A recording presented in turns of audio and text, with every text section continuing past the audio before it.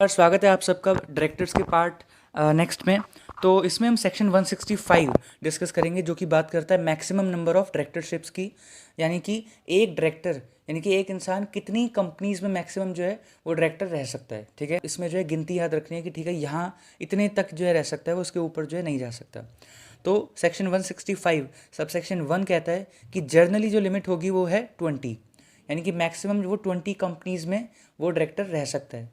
लेकिन एक सब लिमिट लगा दी है कि पब्लिक कंपनीज में, लेकिन वो मैक्सिमम 10 पब्लिक कंपनीज में ही डायरेक्टर रह सकता है। तो अगर जो 20 की गिनती है देख रहे हो जब, तो आपको ये भी ध्यान रखना है कि पब्लिक कंपनीज कितनी हैं। ये नहीं हो सकता कि 20 कंपनी में डायरेक्टर है और 11 पब्लिक कंपनी है, ऐसा नहीं हो सकता। पब्लिक कंपनी मैक्सिमम 10 ही हो सकती हैं।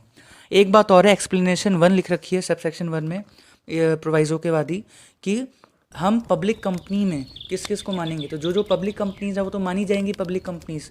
उसके अलावा ये खास बात है, ध्यान रखना आप, कि प्राइवेट कंपनीज, ऐसी प्राइवेट कंपनीज जो होल्डिंग है या फिर सब्सिडरी हैं किसी पब्लिक कंपनी की, तो वो भी पब्लिक कंपनी ही मानी जाएंगी सेक्शन 165 के लिए।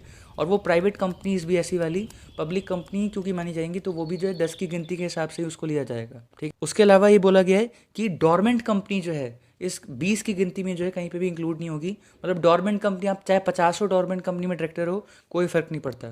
तो डोरमेंट कंपनी में जब भी आप बेसिकली आप डायरेक्टर हो, तो उसको गिनती में कहीं पे भी नहीं लाया जाएगा। ठीक है, उसके अलावा बस एक लास्ट बात इसमें और काम की है ये, कि जो कंपनीज़ हैं वो एसआर पास करके, जो कंपनी के मेंबर्स हैं वो एसआर पास करके इस लिमिट को कम कर सकते हैं।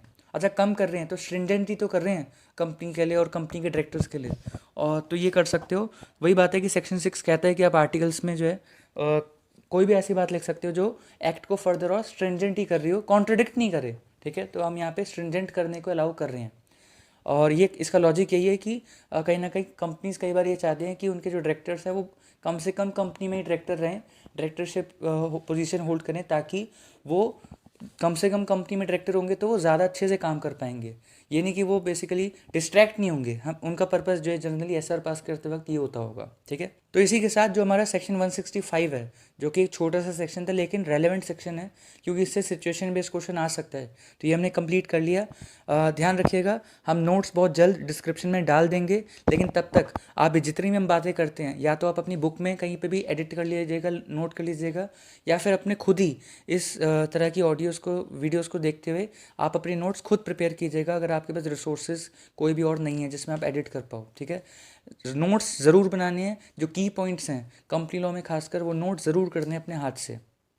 इसी के साथ थैंक यू सो मच कि आप लाइफ बैक सजल वत्स पे आए। इस तरह की बहुत सारी वीडियोस आ चुकी हैं और आने वाली भी हैं, तो प्लीज़ आप हमारे चैनल को सब्सक्राइब कीजिए, ताकि हमें मोटिवेशन मिलती रहे कि हम बहुत तेज़ी से इस तरह की नई नई वीडियोस लाते रहें और अच्छे से आपको एक्सप्लेन करने की कोशिश करें, और मज़े से आप और हम मिलके काम करें इस चीज़ पे, और एग्ज़ाम्स की प्रिपरेशन मिलके करें। थैंक यू सो मच, आप लाइफ बैक्स पे आए, शुक्रिया। हम मिलते हैं नेक्स्ट पार्ट में।